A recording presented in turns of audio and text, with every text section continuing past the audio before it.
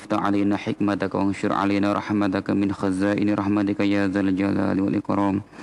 قال المؤلف والشارح رحمهم الله تعالى ونفعنا بعلومهم وبكم في الدارين آمين يا رب العالمين. إلى حضرة النبي المصطفى محمد صلى الله عليه وسلم وعلى جميع مشايخنا. شهد لهم الفاتحة. أعوذ بالله من الشيطان الرجيم. بسم الله الرحمن الرحيم. الحمد لله رب العالمين الرحمن الرحيم مالك يوم الدين. إياك نعبد وإياك نستعين اهدنا الصراط المستقيم صراط الذين أنعمت عليهم غير المغضوب عليهم ولا الضالين آمين. بسم الله الرحمن الرحيم. فصل في ماهية العلم والفقه وفضله. Ini fasal menerangkan tentang hakikat ilmu, hakikat fikih dan keutamaannya.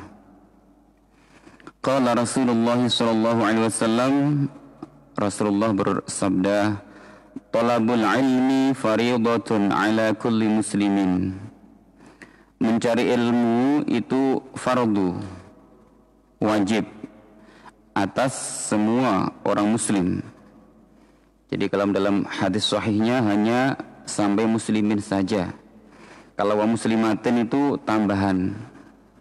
Tapi walaupun dalam hadisnya hanya menyebutkan muslimin, tetap muslimatin termasuk. Jadi mencari ilmu itu fardu wajib atas semua orang muslim, laki-laki maupun perempuan. I'lam, ketahuilah bi annahu la yaftaridu ala kulli muslimin wa muslimatin talabu kulli ilmin.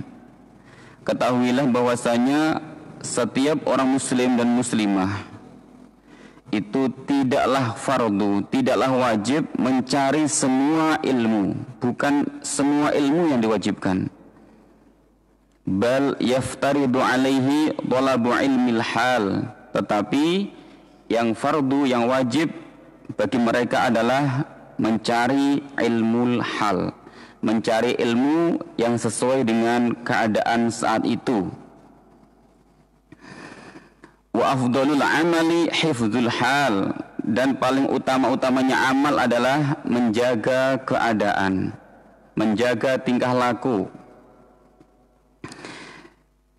Yaftaridu 'alal muslim talabu ilmi ma yaqa'u lahu fi halihi fi ayyi halin kana.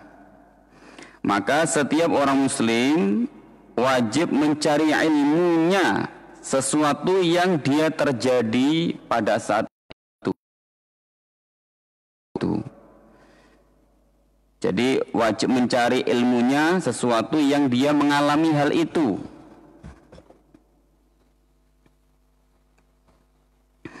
Fa innahu la budda lahu fayaftaridu alaihi ilmu ma yaqa'u lahu fi salatihi biqadri ma yuaddi bihi fardhas shalah. Wajib salat,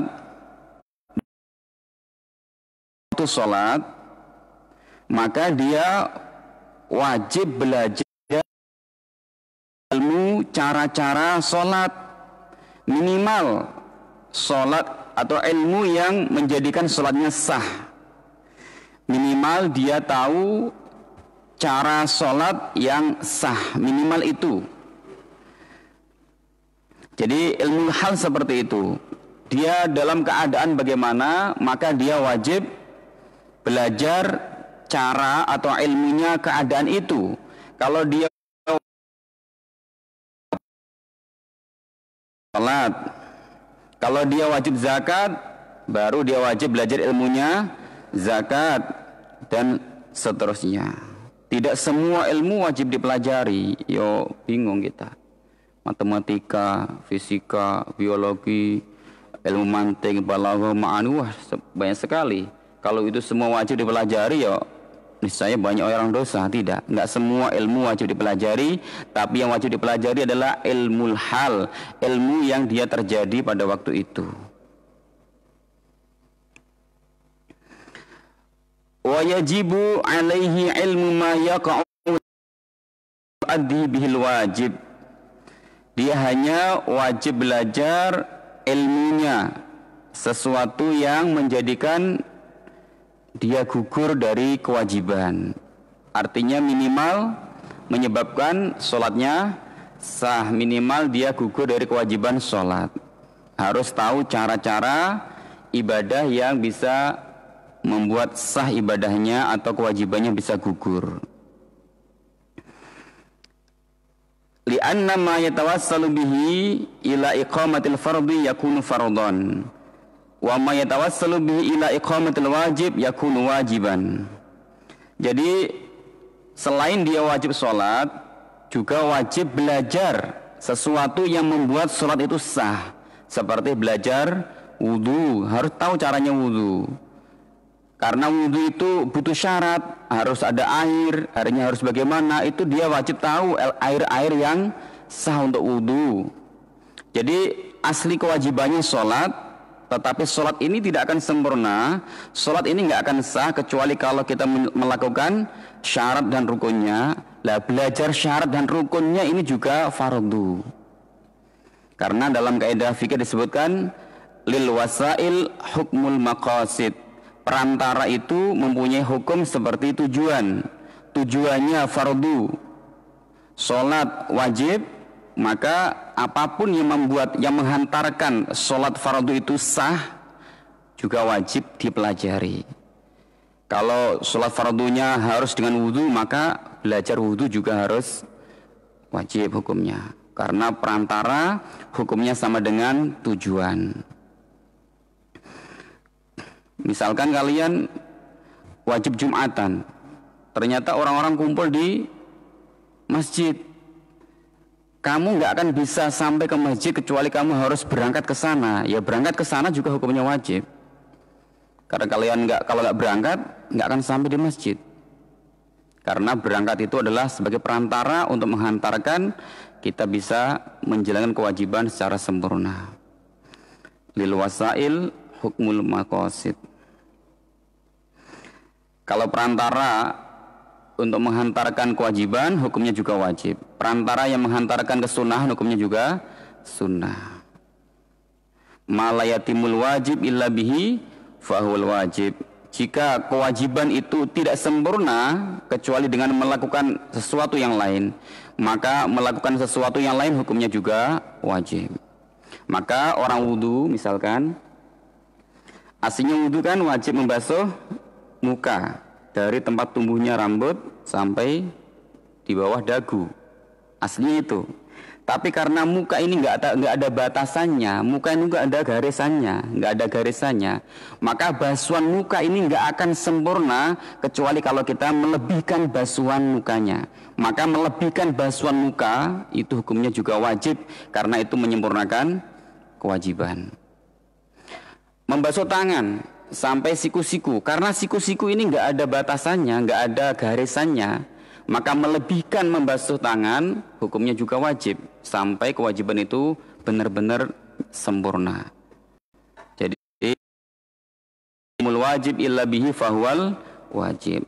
Suatu kewajiban kalau nggak sempurna kecuali melakukan sesuatu, maka hukum melakukan sesuatu itu hukumnya juga wajib. Wa kadzalika fis shaum waz zakah in kana lahu malun. Begitu juga wajib baginya belajar tentang ilmu atau cara-cara puasa kalau memang dia wajib puasa. Begitu juga dia wajib belajar tata cara zakat kalau memang dia punya harta yang wajib dizakati. Wal hajju in wajaba alaihi, begitu juga dia wajib belajar tentang tata cara haji jika dia memang wajib haji. Wa kadzalika fil buyu', demikian juga dalam hal perdagangan. Kalau dia mau dagang juga wajib belajar tentang tata cara berdagang. Jangan sampai terjadi riba, jangan sampai terjadi gharar atau penipuan. In kana yattajiru, jika dia berdagang maka wajib belajar tentang cara berdagang. Jangan sampai nggak ada ilmu berdagang, dia berdagang sehingga yang terjadi banyak sekali penipuan, banyak sekali mengurangi timbangan, banyak sekali nggak ada kejujuran, kadang-kadang nggak ada akad, yang mana diwajibkan ada akad dan sebagainya. Qila li Muhammadin ibnil Hasan rahimahullahu taala, ada seseorang yang berkata kepada Syekh Muhammad bin Hasan, Allah tasnifu kitaban fi zuhdi, qala sonaftu kitaban fil buyu'. Ada seorang ulama Muhammad bin Hasan pernah ditanya atau diminta oleh murid-muridnya, wahai guru, hendaknya engkau atau sebaiknya engkau mengarang kitab yang menerangkan tentang zuhud. Zuhud itu apa? Menjauhi dunia, tidak menjadikan dunia dalam hatinya, tidak menjadikan dunia sebagai tujuan hidupnya, dunia hanya sebagai perantara. Itu zuhud, menjauhi hubud dunia, menjauhi cinta dunia. Maka Syekh Muhammad bin Hasan mengatakan, saya telah mengarang kitab buyu', kitab tentang jual beli. Yakni az-zahidu man yataharrazu 'ani syubuhat wal makruhat fi tijarat. Jadi kenapa Muhammad bin Hasan ketika diminta untuk mengarang kitab zuhud malah beliau mengatakan saya telah membeli? Karena orang zuhud itu adalah orang yang menjaga dari syubhat. Syubhat itu remang-remang yang enggak jelas halal haramnya, wal makruhat, dan menjaga dari kemakruhan yang syubhat, yang remang-remang saja dihindari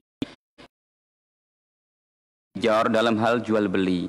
Jadi ketika kita jual beli, ternyata kita mau jujur, tidak mau menipu, tidak mau melakukan kemakruhan, tidak mau melakukan syubhat, apalagi haram, tidak sama sekali, itu dikatakan zuhud. Jadi benar-benar dia jujur.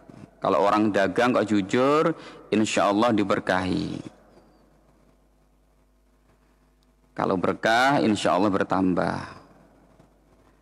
Berkah itu tidak harus banyak, yang penting membuat hati tenang, ibadah juga enggak tertinggal, tidak akan membuat penyakit, tidak membuat masalah. Itu namanya harta yang berkah. Tapi kalau harta tidak barokah, na'udzubillah min dzalik, punya harta malah membuat susah, punya harta malah tidak bisa tidur, punya harta malah banyak penyakit, punya harta malah membuat tidak nyaman, tidak aman, dirampok orang, kebakaran dan sebagainya. Na'udzubillah min dzalik. Itu semua harta yang kurang barokah. Kadang-kadang hutangnya lebih banyak daripada hartanya. Na'udzubillah min dzalik. Jadi yang penting barokah, walaupun sedikit. Syukur banyak, barokah. Alhamdulillah. Wa kadzalika yajibu fi sairil muamalati. Begitu juga wajib belajar tentang semua muamalah, wal hirfi, dan semua pekerjaan, tentang cara bekerja yang benar, yang mana yang salah, yang mana itu harus dipelajari. Entah itu di kantor, entah itu jadi guru, entah itu jadi supir, jadi apapun, harus tahu ilmunya. Jangan sampai kita bekerja nggak tahu ilmunya, terutama bagi supir ya. Jangan sampai jadi supir tidak tahu masuknya waktu sholat sehingga ditinggal sholatnya. Na'udzubillah min dzalik. Harus tahu kalau dia berangkat harus direncanakan di mana saya akan sholat nanti, karena dia pasti di jalan. Sholatnya jangan sampai ditinggalkan. Kalau memang bisa dijamak, digabungkan antara zuhur dan asar, digabungkan dalam satu waktu, digabungkan saja. Kalau memang jaraknya jauh daripada tidak sholat. Jangan sampai ada penipuan. Jangan sampai kencing sembarangan. Itu biasanya kencing sembarangan itu membuat atau menjadikan siksa kubur. Jadi siksa kubur itu penyebabnya dosanya remeh tapi siksanya berat. Apa? Yaitu orang yang kencing sembarangan, orang yang kencing tidak cebok, orang yang kencing tidak tuntas. Itu membuat siksa kubur perkaranya ringan, dosanya berat. Nauzubillahi min dzalik. Menjadi guru, menjadi pegawai itu juga harus tahu ilmunya, jangan sampai ada korupsi waktu, korupsi harta dan sebagainya. Nauzubillahi min dzalik. Semua harus dipelajari. Wa kullu man ishtaghala bi syai'in minha yaftaridu 'alaihi 'ilmu taharrud 'anil haram fihi. Jadi orang yang sibuk atau menjalankan suatu pekerjaan harus tahu ilmunya menjaga dari keharaman dalam pekerjaan itu. Jadi jangan sampai terjadi keharaman dalam pekerjaan itu. Jadi kita harus tahu. Jangan sampai ada riba, jangan sampai ada tipu menipu, jangan sampai ada sogok menyogok dan lain sebagainya. Itu semua harus dipelajari supaya kita terhindar dari keharaman. Kalau pekerjaannya sudah nggak peduli itu halal atau haram, wal kedua yang penting kontal, yang penting tidak keroncal, dianggap halal, itu bapak bahasa Jawa itu, walaupun berupa aspal itu ya akhirnya ya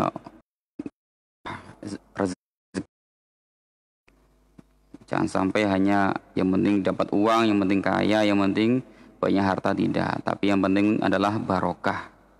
Yang penting ibadahnya tidak tertinggal.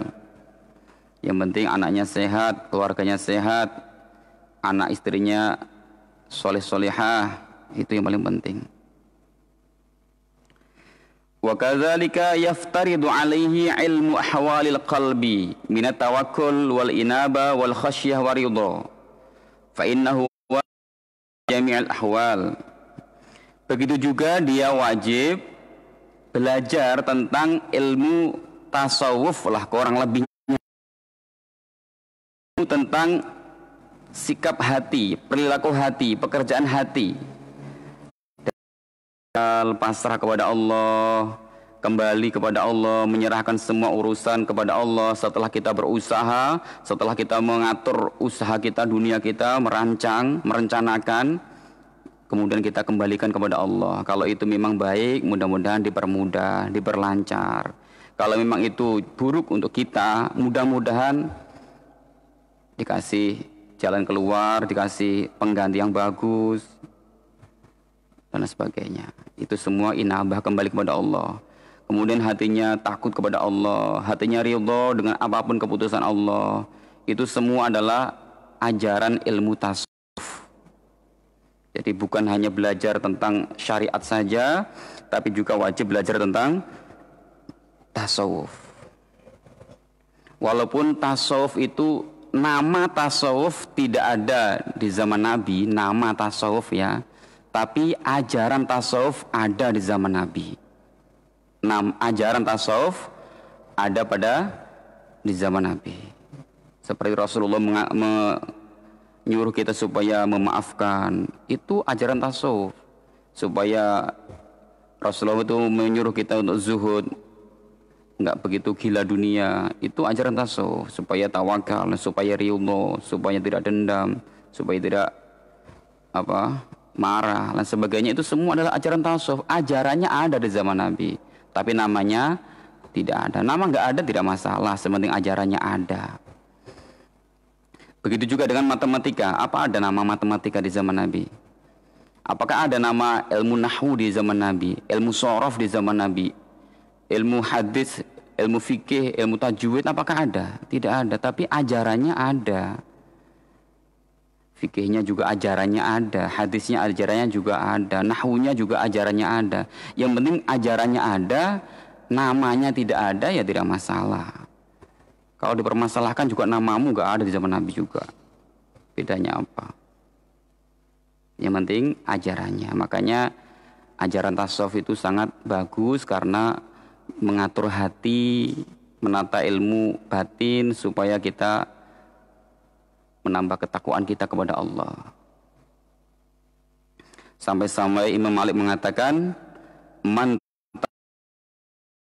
taqah faqad tazandaqa. Barang siapa pintar tasawuf, ahli batin, hatinya bagus, tetapi tidak faham fikih, tidak faham syariat, tidak faham caranya sholat yang benar, faqad tazandaqa, maka dia zindik. Zindik itu ya bisa mengarah ke kayak orang munafik lah. Luarnya seakan-akan Islam tapi dia kafir, nauzubillah, mengarah ke sana. Makanya orang yang hanya pintar tasawuf tapi nggak paham agama, nggak paham syariat, itu kadang-kadang meremehkan sholatnya, meremehkan syariat Islam. Kadang-kadang yang penting hatinya ingat Allah saja, nggak mau sholat, itu ya salah.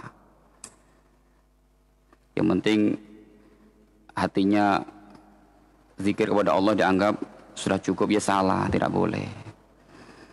Jadi penyakitnya ahli tasawuf itu, penyakitnya orang yang ahli ibadah adalah kurang faham tentang fikih.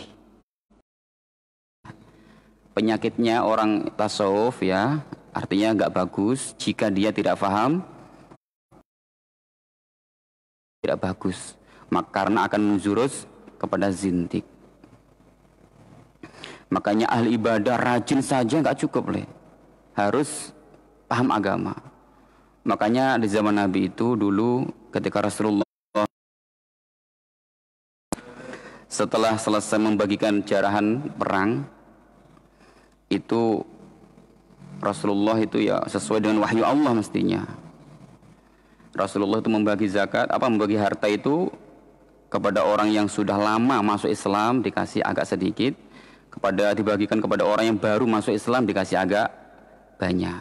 Kemudian datanglah orang kepada Rasulullah sallallahu alaihi wasallam, dia bilang, "I'dil ya Muhammad," yang adil Muhammad, yang adil. Itu apa pengertiannya? Berarti menuduh Rasulullah. Maka Rasulullah mengatakan, "Wailaka wa man ya'dilu ba'di idza lam a'dil." Celaka kamu, kalau saya tidak adil, siapa yang bisa adil setelah saya? Kalau saya tidak adil, terus siapa yang bisa adil? Ya, nadanya agak marah. Tapi setelah itu dia pergi. Kemudian Sayyidina Umar ingin minta izin memenggal kepalanya. Tapi Rasulullah melarang, nggak boleh. Karena dia juga sholat, nanti kalau dibunuh, maka akan ada kesan Rasulullah membunuh sahabatnya. Maka dibiarkan. Padahal dia adalah orang yang hafal Al-Quran, tetapi Al-Qurannya tidak sampai kerongkongan. Rajin ibadahnya. Mereka rajin tahajud, rajin puasa, ibadahnya rajin, tapi syariatnya kurang. Hanya rajin, permudakan rajin ibadah saja, mudah mengkafirkan orang, mudah menyalahkan orang. Jangankan kita, Rasulullah aja disalahkan. Rasulullah aja dianggap tidak adil, Masya Allah. Makanya jangan heran kalau ada orang yang sering mengkafirkan, menyalahkan banyak orang, membid'ahkan banyak orang. Jangan heran. Jangankan kita, Rasulullah aja pernah dibilang nggak adil. Itu adalah cikal bakal kaum Khawarij. Orang yang hanya pintar ibadah saja, tapi bekal ilmunya kurang. Makanya ada ungkapan mengatakan, barang siapa sedikit ilmu, maka dia akan banyak mengingkari orang lain. Man qalla ilmuhu kasura ingkaruhu. Barang siapa yang sedikit ilmunya, maka dia sering menyalahkan karena kurang ilmunya. Tapi man kasura ilmuhu qalla ingkaruhu. Barang siapa yang banyak ilmunya, maka dia tidak akan mudah menyalahkan banyak orang lain. Karena dia tahu ada pendapat ulama ini, ada pendapat ulama ini. Jadi banyak pendapat ulama dia tahu. Barangkali dia mengikuti ulama ini, barangkali dia mengikuti ulama ini. Jadi kalau banyak khazanah ilmunya, maka dia sedikit sekali menyalahkan orang lain. Karena dia tahu pendapat ulama itu banyak. Makanya ya jangan heran, jangan kaget. Dia kok rajin jamaah, dia kok hafal Quran, dia itu kok begini begitu. Ya jangan kaget. Kalau dia mudah mengkafirkan orang, kalau dia mudah membid'ahkan orang, ya abaikan saja. Kita juga harus mengikuti yang baik. Dia rajin ibadah, rajin jamaah, kita harus ikut juga. Tapi dalam hal mengkafirkan orang, membid'ahkan orang, jangan diikuti. Ini kurang lebihnya, man tasawwafa walam yatafaqqah faqad tazandaqa. Barang siapa hanya ahli ibadah saja, hanya tasawuf saja, tapi kurang ilmu syariatnya, maka dia menjurus kepada zindik. Wa man tafaqqaha walam yatasawwaf tafassaqa. Barang siapa ahli syariat, ahli fikih, enggak ahli tasawuf, tidak ahli menata hati, tidak ahli ibadah, enggak ahli pasrah kepada Allah, maka dia dianggap fasik. Hanya teorinya pinter, tahu hukum syariatnya, tapi dia enggak menjalankan. Tapi dia itu enggak mau sabar, tapi dia enggak mau ikhlas ibadahnya. Itu menjurus kepada fasik. Fasik itu adalah orang yang banyak dosanya daripada kebaikannya, banyak keburukannya daripada kebaikannya, itu orang fasik. Maka penyakitnya orang yang ahli fikih, penyakitnya orang alim adalah kurang ibadahnya, kurang prakteknya. Penyakitnya orang alim itu adalah kurang ikhlasnya, kurang nata hatinya. Kadang-kadang tujuannya kepengen dunia, tujuannya kepengen digemari orang, tujuannya kepengen dapat banyak santri, tujuan kepengen dapat pengaruh, tujuannya kepengen saingan sama ulama dan sebagainya. Banyak sekali itu penyakitnya orang alim seperti itu. Jadi kurang tasawufnya. Kalau hanya pikirnya, ilmu syariatnya, tapi batinnya nggak ditata supaya ikhlas, batinnya nggak ditata supaya tawadhu, batinnya nggak ditata supaya khusyuk dan sebagainya, supaya syukur. Kalau nggak ditata, ini akan menjurus ke akhirnya ibadahnya ditolak oleh Allah karena memang tidak ada rasa ikhlasnya. Tapi waman jama'a bainahuma faqad tahaqqaqa. Barang siapa yang menggabungkan antara syariat dan tasawuf, maka dialah orang yang ahli hakikat. Yang paling bagus ini, pinter syariat, faham syariat, faham hukum agama secara zahir, tapi hatinya juga ditata supaya ikhlas, supaya khudu, tawadu, rendah hati, memaafkan, sabar, syukur, tawakal, husnuzon, khauf, roja, dan sebagainya. Itu orang luar biasa, benar-benar ahli hakikat. Maka ajaran tasawuf itu sebenarnya sangat indah sekali. Jangan sampai ikut-ikutan membid'ahkan atau menganggap buruk. Coba kita perhatikan. Ada ulama mengatakan arkanu tasawuf majmu'atun fi arba'ati asya. Rukun tasawuf itu terkumpul dalam 4 hal. Yang pertama adalah kaful adza, menjaga supaya kita enggak menyakiti orang lain.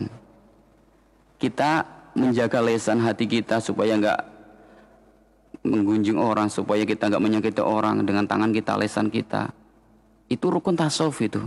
Apakah itu buruk? Tidak ada buruknya. Nomor 2 adalah hamlul jafa, menahan jika disakiti orang lain, memaafkan jika disakiti orang lain, menahan sakit dari orang lain lah. Artinya kalau disakiti kita memaafkan. Yang kedua, apakah ini buruk? Tidak buruk.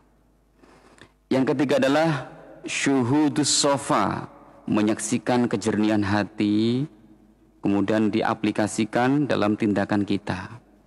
Hatinya jernih sehingga sikapnya juga lembut, tawadhu, tidak sombong.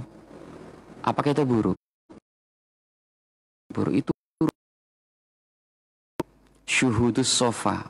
Yang keempat adalah ramlud dunya bil qafa, melemparkan dunia di belakang tengkuknya. Artinya dunia tidak menjadi tujuannya. Dunia itu hanya sebagai perantara, penghantar saja. Kalau memang kita ingin mendirikan pesantren harus butuh uang, ya kita nyari uang, tapi cara tujuannya adalah untuk bikin pesantren.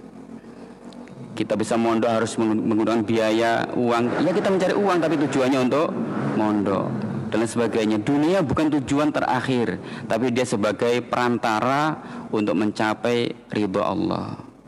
Allah ridho jika kita alim, Allah ridho jika kita faham agama.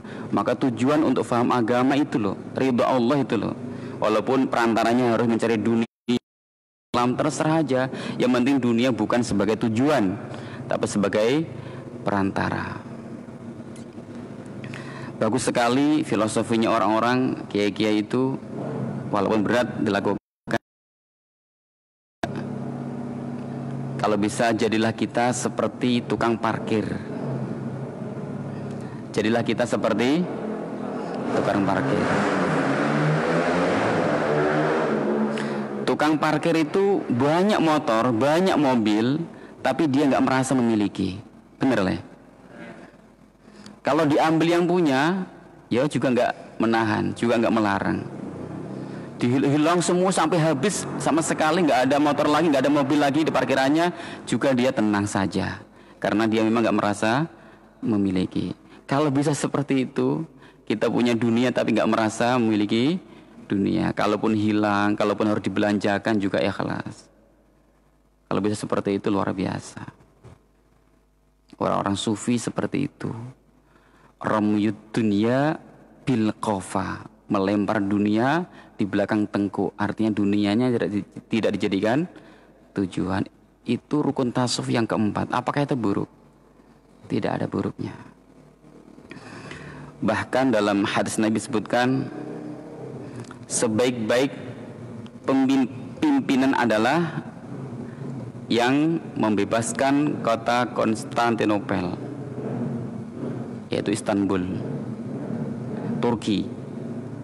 Sebaik-baik tentara adalah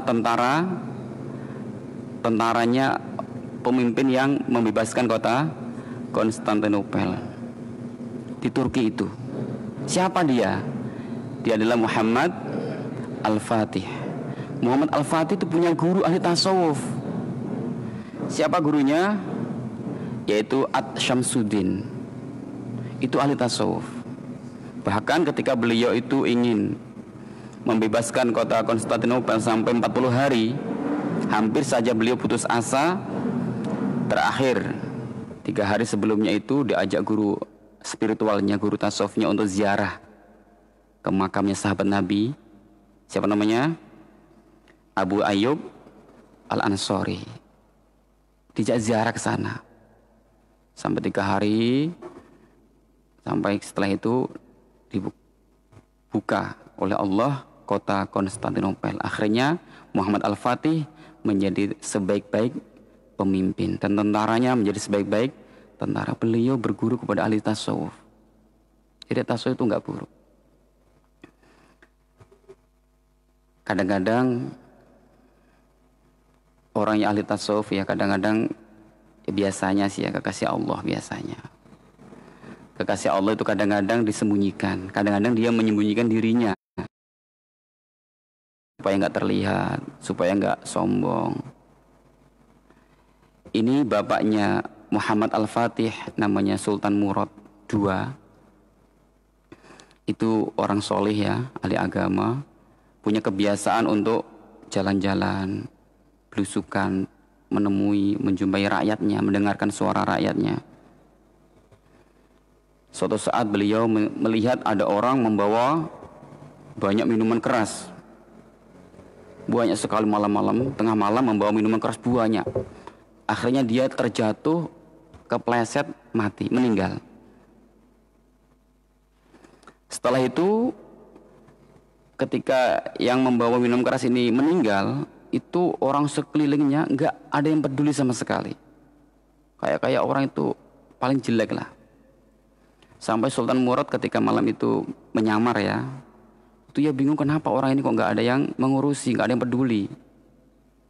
Akhirnya Sultan Murad dengan pengawalnya membawa laki-laki tersebut ke keluarganya. Setelah sampai keluarganya,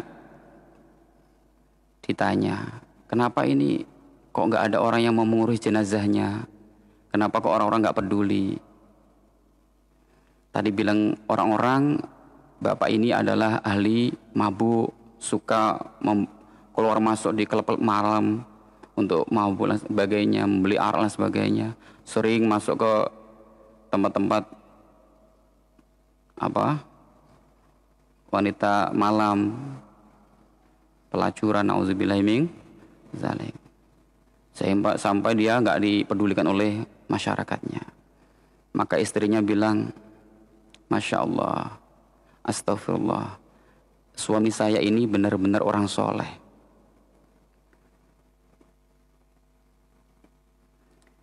Kenapa demikian? Karena suami saya ini ketika mendapatkan rezeki,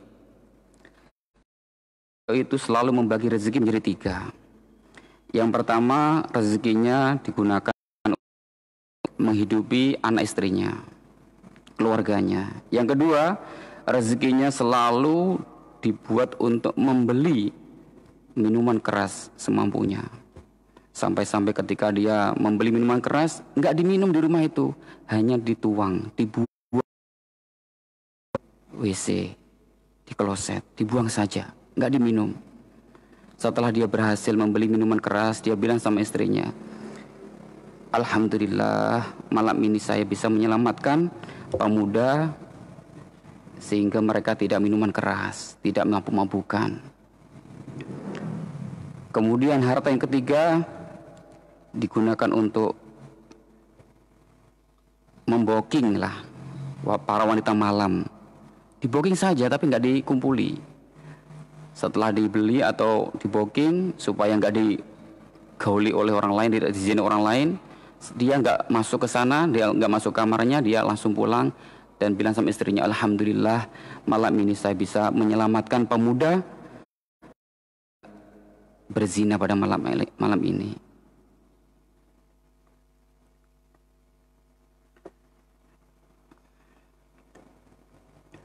Jadi itu adalah di antara kekasih Allah yang menyembunyikan dirinya. Seakan-akan dilihat orang lain itu mabuk, minum arak, beli arak, keluar masuk di klub-klub malam, di tempat-tempat pelacuran. Tapi tujuannya bukan itu. Ada yang seperti itu, tujuannya hanya membeli tapi dibuang, memboking tapi nggak dikumpuli, supaya orang lain, orang-orang muslim, pemuda-pemuda tidak mabuk, pemuda-pemuda tidak berzina. Ada seperti itu. Ketika istrinya bilang sama suaminya, Bapak, apakah engkau nggak akan khawatir, apakah nggak takut kalau orang-orang bilang kamu itu orangnya fasik, orang-orangnya ahli maksiat? Nah, kamu nggak takut kalau nanti kalau kamu meninggal nggak ada orang yang mengurus jenazahmu, nggak ada yang mengurus mayatmu, nggak ada yang mau mensolati kamu? Maka si orang tua ini bilang, jangan khawatir, kalau saya meninggal maka jenazah saya akan diurus oleh Sultan Turki dan semua pengawalnya. Kemudian saya akan disolati oleh semua ulama-ulama di kota Turki. Maka setelah itu Sultan Murad langsung membaca takbir.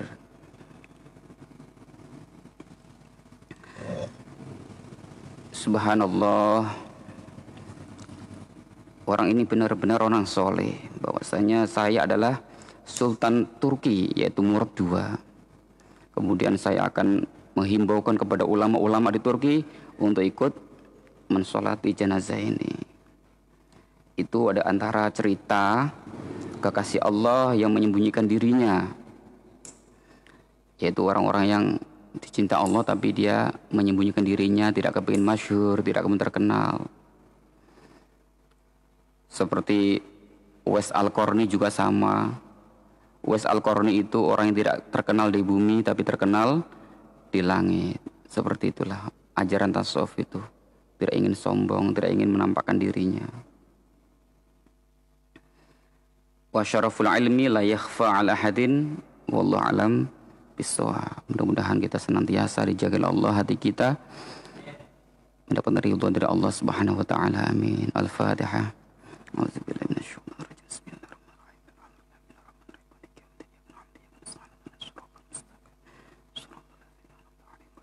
Assalamualaikum